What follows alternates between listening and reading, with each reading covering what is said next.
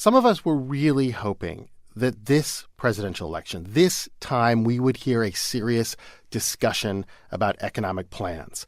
We've got 2 weeks to go before either Hillary Clinton or Donald Trump are elected president, and it's just not going to happen. They are not going to talk seriously about two different visions for the economy. And I'm going to be fair to these two candidates. You do see this during every presidential campaign. In fact, 4 years ago, when President Obama was running for re-election against Mitt Romney, we decided to come up with the perfect Planet Money candidate. From the Center for Economic and Policy Research in Washington, D.C., weighing in on blogs and articles around the globe, economist Dean Baker. You could probably describe me as left of center, to be fair. And on the opposite side of the spectrum, from George Mason University, Russ Roberts. On the grand spectrum of economic policy, I'm a pretty hardcore free market guy. I'm probably called a libertarian. Playing the center of the spectrum, Catherine Baker. I'm a professor of health economics at the Harvard School of Public Health. From across the ocean to the University of Chicago, Luigi Zingales. What I like to say is I'm pro-market, but not necessarily pro-business. And finally, rounding out the panel from Cornell University, the economist so nice they gave him a first name twice, Robert Frank. I'm a registered Democrat. I think of myself as a radical pragmatist.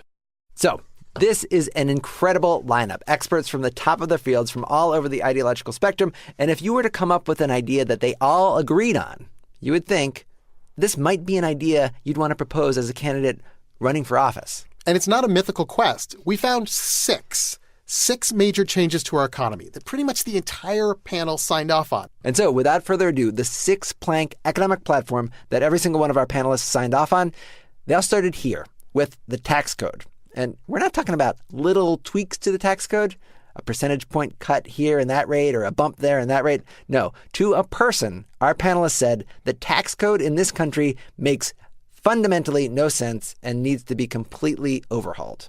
The simplest thing is sort of a overall reform of the tax code in the direction of eliminating all the loopholes and differences, and in particular deductions. That was Luigi Zingales. And I do feel, Alex, like I do actually hear this line, simplify the tax code, close loopholes, eliminate waste, that sort of thing from presidential candidates. Right. But do you ever actually hear people say which loopholes they would like to eliminate? No, they're usually not very specific about that. It sounds good to say, I want to close a loophole. But you have to remember every loophole, every deduction has people, voters, I should say, who benefit from it.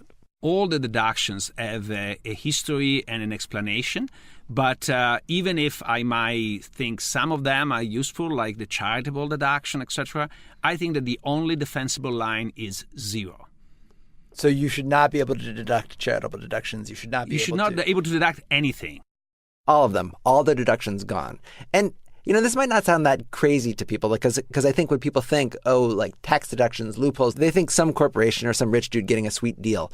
But the biggest of these deductions, in fact, the biggest one, is the one that most of us wouldn't think of as a loophole at all.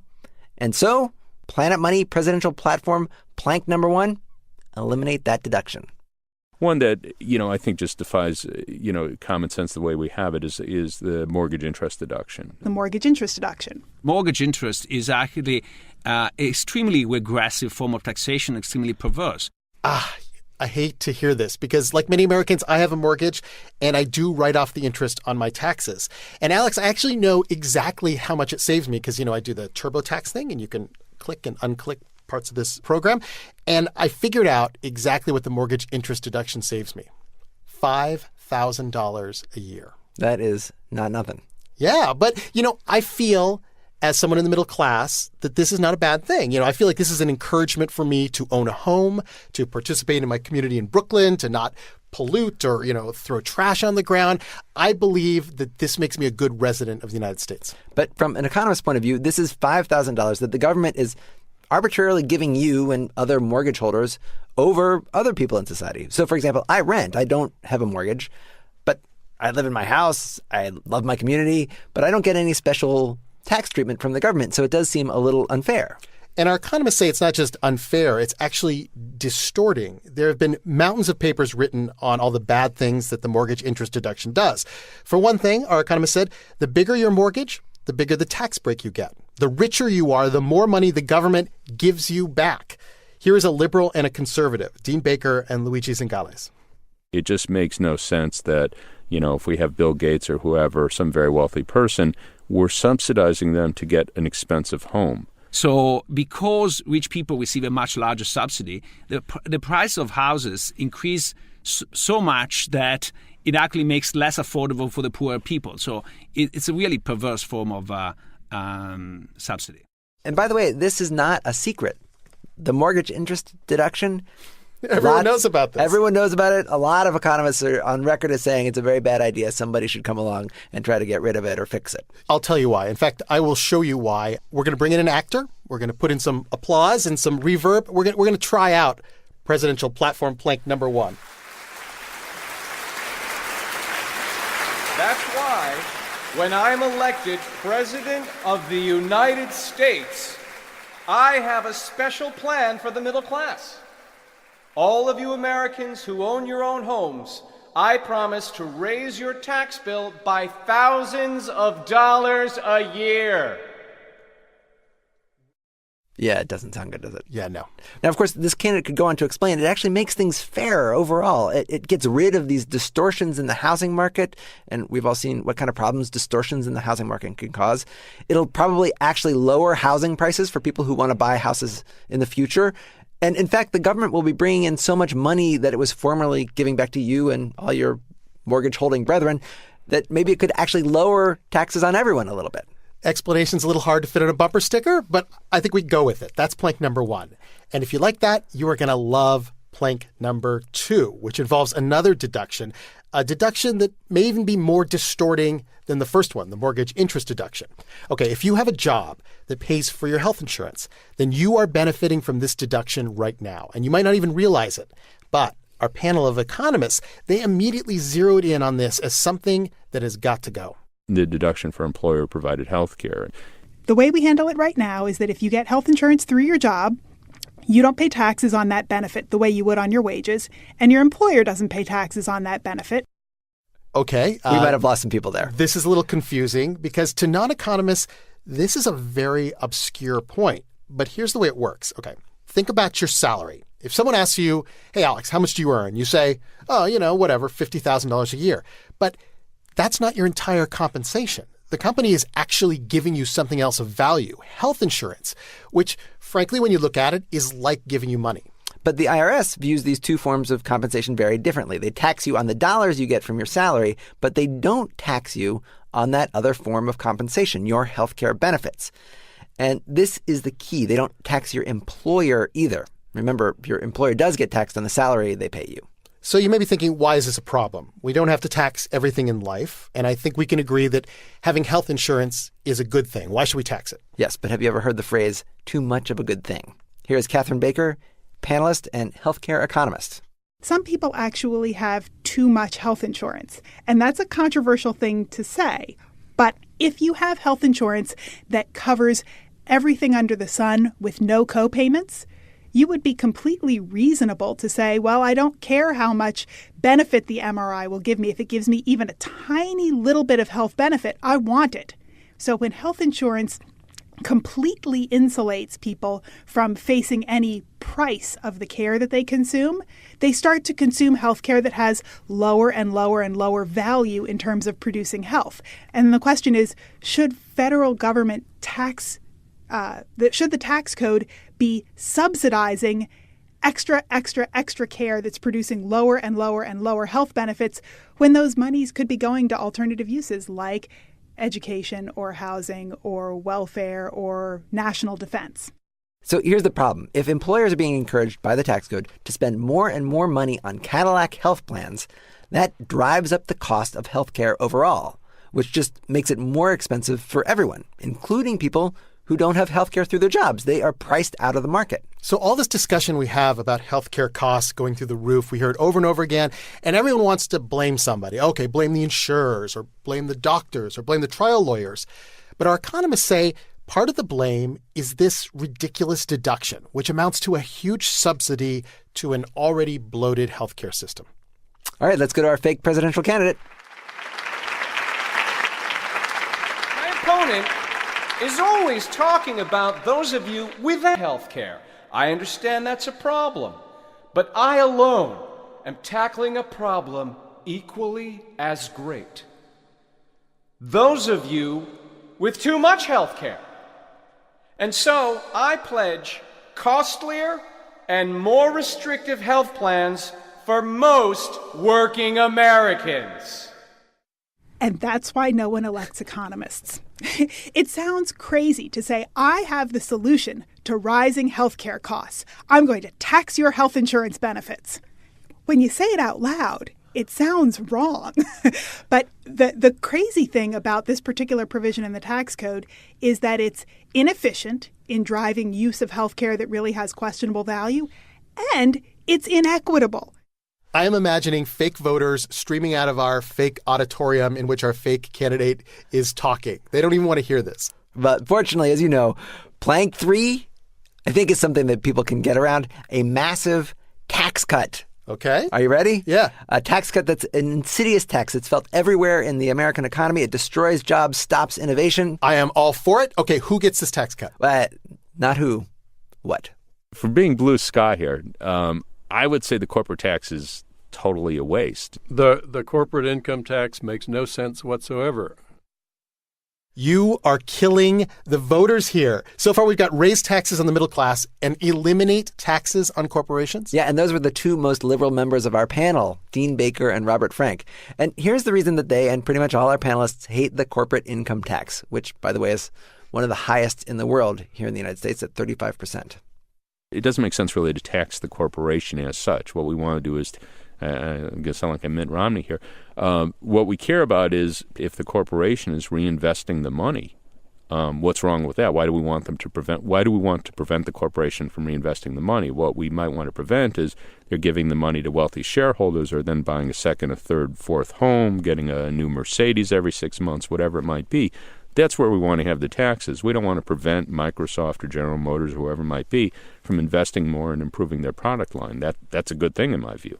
So a lot of people, when they think the corporate tax, they want to keep the corporate tax in place because they want rich people to pay more taxes. And rich people own corporations. Right. But our panel agreed if you want to tax rich people, and not all of our panelists agreed, by the way, that you should tax rich people more than others. But if you did, if that's what you wanted to do, just tax rich people, do that. Don't tax the corporation. Okay. Plank number 3. Roll it. I say, read my lips. No taxes for corporations. Zero, nada, nothing. Alex, people are streaming out of the doors of our fake auditorium. They are literally turning out the lights on our candidate. Wait, hold on. Not done. There's more. You're going to like this. Something else I'm proposing, I promise, to eliminate all income and payroll taxes. Okay, there's something we can sell.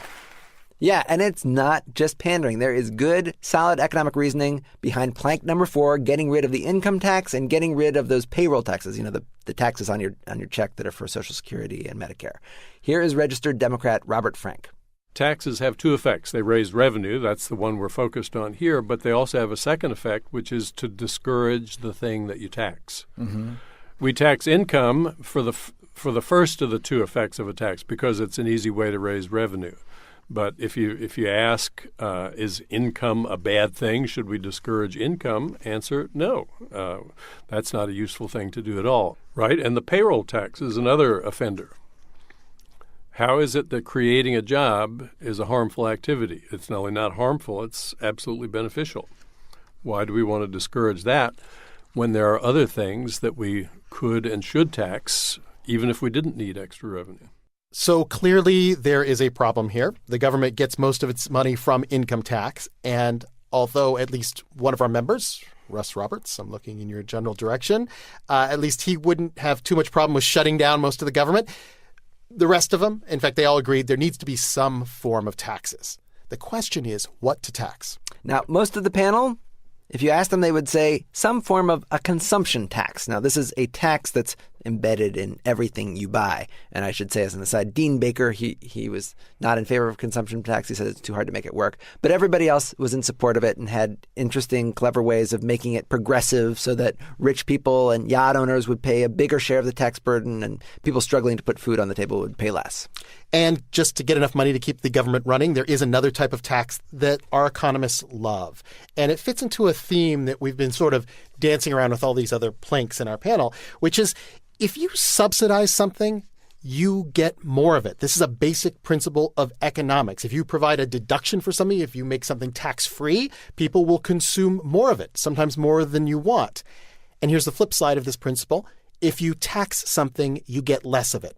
So economists say, let's use that to make the world a better place. Here's Luigi Zingales. So I think that would be useful to introduce what we economists call Pigouvian taxation, which is taxation of bad things. Like, for example, smoking is considered sort of damaging to health, not only of yourself, but other people as well. And so we tax it to try to force people to internalize the cost that they produce. And so when you ask the panel, what are the worst things, the things that are causing the most problems in the world right now, it's pretty clear. Pollution, carbon, which is causing global warming, you got to tax that. Raise taxes on gasoline, raise taxes on pollution of all forms. Tax energy use or carbon emissions in a way that reflected the cost to the environment that we all share. I mean, we're causing damage, and we can't seriously deny this. Now, I should say our libertarian, Russ Roberts, he rolled his eyes at this. He had these practical questions like how do you get the size of the tax right and how do you enforce it all around the world, which, as we know, winds blow over from China. If you're going to do this, you have to do this worldwide. But even with all those disclaimers, Russ Roberts said, the environment is one area where I think the case for government intervention is the strongest because the spillover effects are most obvious. All right, so even our libertarian, Russ Roberts, sort of on board? Hit it, fake presidential candidate. When I'm sworn in on day one, I have a word of advice for the American public. Make sure you have a full tank of gas. I promise to raise the price of gasoline by 60 cents, 70 cents, $1 on the gallon, maybe more, whatever it takes. I feel like we've gone from crazy to so crazy it just might work. I mean, there's a point at which a candidate offends so many people. He's either completely off the rails or maybe he's telling the truth. Maybe he's saying things that may be painful right now, but provide the most good for the most people. Things that the United States has to hear. Things that may offend special interests, but we need to hear. Well, if you like that kind of bold proclamation, I present the final plank. Remember, this is from our team of highly respected, dignified economic thinkers from some of the leading academic institutions in the country. Plank number 6, illegal drugs. Make them legal. We spend a huge amount of resources putting people in jail and trying to catch them and discourage them. All it does is make some nasty gang members rich. And we waste a lot of resources on putting them in prison, which is just a luxury form of hotel. I mean, it's a crazy, crazy system we have right now that makes no economic sense, but I think it also makes no philosophical sense. Absolutely crazy policy. I mean, we should be looking to decriminalize, drugs like marijuana are, to my view, probably much less harmful than alcohol. The idea we have people spending years in jail and we have a whole illegal, we have a whole underground system of supplying these drugs, crime syndicate that supplies the drugs. It's absolutely crazy. Reforming the whole tax system, that's going to be tough. So plank 6, legalizing marijuana, kind of takes the edge off the rest of that. Thank you, thank you, thank you. God bless you, and God bless the United States of America.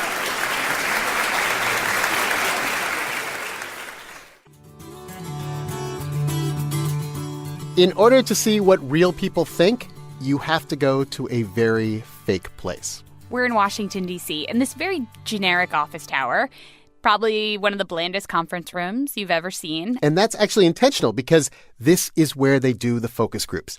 And nothing is supposed to be controversial here. It's supposed to be very bland, nothing to distract real voters from their real opinions. You want pure information in this room. And I got to say, it was pretty sweet. We got to sit behind this two-way mirror looking into the conference room, and we watched as they led 10 independent voters in.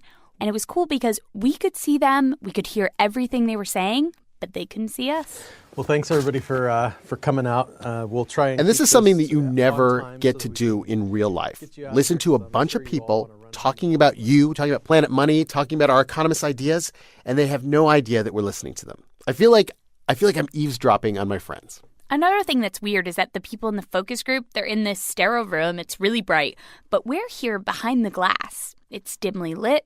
There's some rows of seats. We have free drinks and all-you-can-eat M&Ms. It's kind of like being in a movie theater. Ipsos Public Affairs in Washington, D.C. kindly agreed to let us borrow their focus group for the night. Michael Gross is the moderator, and he told us what to look for. He says you're basically looking for something called resonance, which is not only what people say, but what they don't say. Part of the beauty of focus groups and having people, be able to see them is you can see the small little visual and physical cues. Like what? You'll see people, kind of cocking the head, maybe start to nod a little bit. Like, I get the concept, and yes, I like it. So I should be taking notes on that? I should just be watching for that, or? Yeah, you should be watching for visual cues. Oftentimes, you'll see people, if they're not really interested in something, they'll push back from the table a little bit, or they'll cross their arms in front of them, which means they really don't care about talking about that kind of subject. We move our chairs up about 2 inches from the glass so we can catch every facial expression. Yeah, and Julia Clark, who runs the political team at Ipsos, sits next to us. And Michael, the moderator, goes into the room with the focus group, and he hands out our plan. So everything we've worked on over the last 6 months is now a stack of papers. And each page has one idea, one item of the presidential platform on it. And he encourages the focus group to start going through it with a pen. He asks them to cross out what they don't like and circle what they do. There was a lot of crossing out. The first idea is one that our economists from across the political spectrum loved. It's to get rid of the mortgage interest tax deduction. Now, if you own a home, you can write off a big chunk of your mortgage on your taxes. Our economists say what this really is a huge government subsidy for people who happen to own rather than rent. Michael read off some of the arguments for eliminating the deduction. Mortgage interest deduction is an extremely regressive form of taxation and is extremely perverse. That we shouldn't be helping Bill Gates or whoever subsidizing them to get an expensive home. Rich people get a larger subsidy, which causes the price of houses to increase, making homes less affordable for poor people. And what they don't know is those are actual quotes from previous shows that Planet Money has done, but he's just reading them off. And people, when they hear this, they shake their heads. Like they hate everything he's saying. On the left side of the table is a well-dressed older woman. Her name is Irene. We have a briefing book that tells us about all the participants here. And this tells us that she has a high school education. And although it doesn't say it, we can tell the woman owns her own home. 3/4 of your mortgage goes to interest. So if they eliminated that deduction, it would be like you're throwing your money out the window every month. If you didn't get that deduction, get something for it. Once people start talking about this, you can pretty much tell who owns a home and who doesn't, because the homeowners hate this idea for a very simple reason. The amount that they pay in taxes is going to go up. That is inevitable. And then the moderator explains another argument about eliminating the mortgage interest tax deduction, and it's this. This deduction, this subsidy by the government, actually makes the price of homes too high. If you eliminate it, then the price of homes will actually go down. And you can see people just look terrified at this prospect. Yeah, Marilyn M., we know from our book that she makes under $25,000 a year. She has some college education, and she seems to sway the group when she speaks. They really listen to her. She hates it. If housing prices go down lower, this is going to be very dangerous, especially for a society that's top-heavy with baby boomers that are aging. There were actually economists that came up with this. I just want to read you a couple of comments. People actually made a sour face when the moderator said the word economists. They had this visceral reaction oh, economists. And this was something our political consultants warned us about. They were like, listen, no one's going to care that economists designed this plan. People don't particularly like economists. It turns out they were right. Yeah, and it gets worse because it turns out it's not just the economists they hate. They hate the very language that the economists use to help sell the plan. Even the words are turning off the voters. There was one young woman, Ava A., And she jumped in to say that she hated one particular word that she heard, eliminate. I feel like anytime you eliminate something or get rid of it, it's going to backfire in a different area. There's lots of nodding now around the table. Julia from Ipsos, she leans over to us as soon as she hears this. She says, listen, this kind of thing from a focus group participant, this is exactly what the political pros are listening for. If they hear this, they might not want to use the word eliminate. Those words scare her, and they wouldn't want to use those words in a communication because it would be off-putting, perhaps to her, perhaps to people from her demographic. I want to strongly moderate taxes. This is why candidates sound the way they do oftentimes, because their statements have been focus grouped to death. And it does mean they modulate their own opinions so strongly to try to line them up with American voters that some of probably their own true views are lost. I think that's almost certainly the case. And it's the challenge of focus groups. They're useful, but to what extent do you want to react to them, and to what extent do you want to fly in the face of public opinion? I mean, it's a balance for politicians to deal with. It's better to know now than later. Absolutely. Even if you're going to stick to your guns and say something unpopular, at least you know how people are going to react, and that's useful too. It's not just the words that people hate that the pros are listening for. They're also listening for the way people describe things, the language that they use. Because what better way to appeal to the average voter than to use something that came out of their own mouth? Julia says that when you see those ads that feature this real person or that real person, some of those people actually came out of focus groups just like this. Yeah, that's what we were kind of hoping for. But at least when it comes to the mortgage interest tax deduction, there were no nice words. We're not going to have that option. Okay, so quick show of hands, like how many of you would vote for a candidate that had this as part of their economic policy? Without specifics? With no specifics? As written. Absolutely not. Nope. Okay. Nobody raised their hand. Nobody in the entire room. Person. Oh, no. I'm scared. Blank number one, they hate it. Yep, no one supports eliminating the mortgage interest tax deduction. Not a single person. And this was just the start of it. It was a long night. People either hated the plans or they didn't understand them.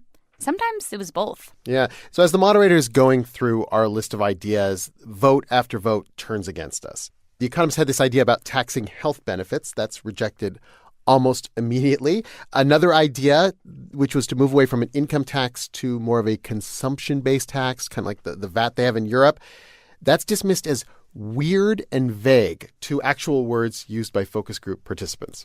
Another plank in our platform was eliminating the corporate income tax.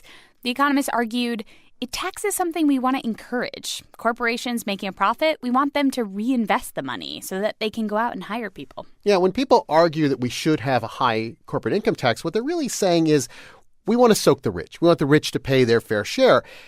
And the economists argue just don't do that through corporations. If you want to tax rich people, then tax rich people. Leave the corporations to create jobs, and if they pay out of their profits to their shareholders in dividends, then you can tax it.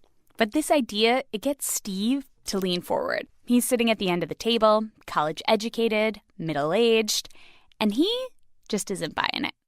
So if you don't tax the companies, then where are you going to get the money from, which is like Kevin said. It is so strange to sit behind the glass and listen to something like this because you want to go in and argue with the guy because our economists have thought of this. You know, they've described where the money can come from and you can get it in other places. It's just basically shifting the tax burden in what they would say is a more fair and effective and productive. It doesn't matter because I'm not allowed to argue with the guy.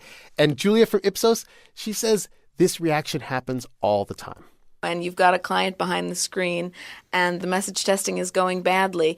It's all that you can do to keep that client from marching out of this room into the focus group room and explaining to Joe from Cincinnati why his position is wrong. Of course, if you have to work that hard to convince someone of your point of view, you've already lost the argument when it comes to communications and messaging. But I've definitely been in this room before with a client who has to be restrained, literally, from going around the corner to have a chat with those people in the focus group room. Our moderator saves one particular idea for last, and you can see why he wanted to keep it at the end. So every economist agreed absolutely that we should legalize marijuana. They said making it illegal just drives up the price, makes drug dealers rich. The government gets no tax revenue for it. And yet the government is on the hook to build prisons to put all those people who smoke pot into the prisons. So they agree that this just economically makes no sense whatsoever. But the folks at Ipsos, Julia and Michael, they predicted that talking about something like drugs was bound to divide any group.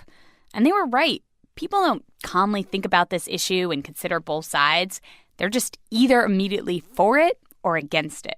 You can really go to jail for a small amount of weed, and it's not okay. Marijuana helps a lot of people. It can be social, it can be for recreational use, and I guess creative. It makes you creative in some ways if you're artistic. I have enough faith in my own creativity that I don't need to make myself artificial in my brain to be creative. It's in me. And I don't need a drug to turn the key. And I don't think anyone else does either, unless you become dependent on it. But, I mean, that's going off kind of the subject. That was Mark and Marilyn. They are never going to agree on this issue. And in fact, that's true of the entire focus group. When they took the vote, the group is evenly split on legalizing drugs. And in some ways, this was a tiny victory because legalizing drugs did better than just about any other plank on our platform. But you cannot build an entire campaign, one approved by economists, on legalizing pot. It's just not going to work. But little did they know we had our secret weapon. Yes. We have been talking for weeks to political consultants, to advertising experts, to the best in the business. And we've said, listen, we know these ideas are going to be a tough sell. What do you got for us? Help us convince people that they would vote for this candidate. So we told the moderator, bring out the ads. Okay, picture a guy in a casual shirt. He's talking straight to the camera. He's standing in front of some out-of-focus foliage, and he's going to talk about the Economist plan. Now, our moderator just read out the copy to the focus group, but we're going to do it with an actor. Listen. Courage. Common sense. I know that to fix our economy, we need some hard truths. Legalizing marijuana would save billions in law enforcement and prosecution, add to the tax base, and stop making drug dealers rich. My bold jobs plan would end the corporate income tax so American companies can reinvest and create American jobs. It's about hard truths. It's about change. It's about time. This ad is by political consultant Joe Slade White. He's out of Buffalo, and he's won a ton of awards. He's been doing this for years. But right away, with the focus group, we could see that it wasn't quite working. By including all the controversial parts of the plan, people just had this immediate visceral reaction to the part of the plan they didn't like, or maybe more than one part of the plan they didn't like. The ad restarted that whole argument we had about marijuana. I don't think it matters what he says, because the legalization of marijuana is one of those very specific, polarizing issues like abortion, like gay marriage, and you're for it or you're against it, and there's nothing the candidate's going to say that's going to change your mind. Okay, stay away from drugs in a political campaign. It took us a long time to learn that, but we learned it. Okay, but we had another ad. This one came from the Strategy Group for Media. Alex Tornero is their creative director, and he took a different approach. Rather than putting in a bunch of ideas, he focused on just one, eliminating the mortgage interest deduction. Hit it. It's time for real tax reform to help the middle class. For years, our country has subsidized home mortgage payments, a deduction that benefits the wealthy and pushes up home prices for everyone else. It's unfair, and I believe it's time we end that deduction and return the savings to you by bolstering education, improving services for seniors, and funding job training programs. Okay, I'm just going to pop in here for a quick second because I should mention here that the ad guys came up with the bit about children and seniors, not the economists. They never mentioned that. Okay, proceed. Renting, owning, large house or small. American families deserve a fair tax plan that helps every home. I'm an actor giving voice to a plan designed by economists, and I approve this message. So after the moderator reads out this ad, Mark at the end of the table leans in a little bit and says, Thumbs up. Seriously, they liked it. Now, remember, every single person voted against this when we use the economist language. Now, even Marilyn, the one who was so concerned about house prices for baby boomers, even Marilyn kind of liked it. I think that it's an effective ad. So we're feeling pretty good. We're thinking we are actually going to pull this off. With the help of these experts, we're going to convince people that these are ideas they would actually vote for, things that they like. Yeah, no. Yeah, it turned out the effect was fleeting. After the focus group wrapped up and people were heading out, I pulled Marilyn aside and said, "Tell me more about how you really liked that ad." And she said that although she liked the part about fair taxes, she said the ad left you with a big question. Wait a minute. What are they eliminating? How does that help? But in that quick moment, it feels good. And I guess this is why political advertising gets a bad rap as manipulative. But I was thinking, there is a serious point here, which is if you can make someone feel good about an issue, even for a quick moment, then maybe they can consider an idea that otherwise they would have completely shut out before. So the whole thing, the emotional content, the kids, the seniors, they're stressing a fair tax plan, a fair tax plan. In some ways, all we did was to open just a tiny door, open a door that says the mortgage interest tax deduction, we can at least just talk about this. We can at least consider what the economists had to say. One small problem. Our economists, the folks who came up with these ideas, they hated it. Yeah. They spent a long time explaining the intricate logical reasoning behind their plan, and then they see 29 seconds of, let's be honest, not the most sophisticated thinking in the world. So, I called up Luigi Zingales from the University of Chicago, and he looked at the ad and he said, you picked the wrong argument. He said that we should have pointed out that by eliminating the mortgage interest tax deduction, we could lower tax rates for everyone. In the ad, you're pushing more. We can spend the money in a lot of other ways, education, this and that, which is also true, but it's not the way I will sell it. Dean Baker, another one of our economists, he liked the part about fairness. He says he uses that argument himself. But he said that perhaps we should have pointed out that the mortgage interest deduction doesn't save as much money as most people think. In other words, we could have argued instead that getting rid of that deduction won't hurt too much. Everybody has ideas after you make your ad, right? Catherine Baker from Harvard, she agreed with Luigi and Dean Baker about some of those criticisms, but she came away with sort of a bigger lesson. Perhaps, she said, she and the other economists, perhaps they should stick to the classroom where they have hours and hours and hours to explain this stuff. From an academic perspective, where we try to spend a lot of time going into the details of the pros and the cons of things, that just doesn't seem compatible with the 30-second soundbite. We're going to let you decide what you think. I gotta say, though, I think we did a pretty good job encapsulating that sort of warm, fuzzy feeling you get from a political ad where you just look at the candidate and say, hey, I could talk to that guy. He looks friendly. He's not wearing a tie. Anyway, check him out yourself. NPR.org/money. Yeah, I am a little bit impressed with how political the ad is. If it were on TV, you wouldn't think twice. You wouldn't think that's a radical economist plan. You would just think, another political ad. But I was thinking there actually is something a little revolutionary about this whole project that we've done, and that's this. Our candidate, our fake Planet Money candidate, is not going to get a single vote. I think we can agree with that. But maybe the next candidate that comes along, a real candidate that comes along and suggests one of these economist-approved ideas, maybe that candidate won't sound as radical because he or she can say, at least I'm not as crazy as the Planet Money guy.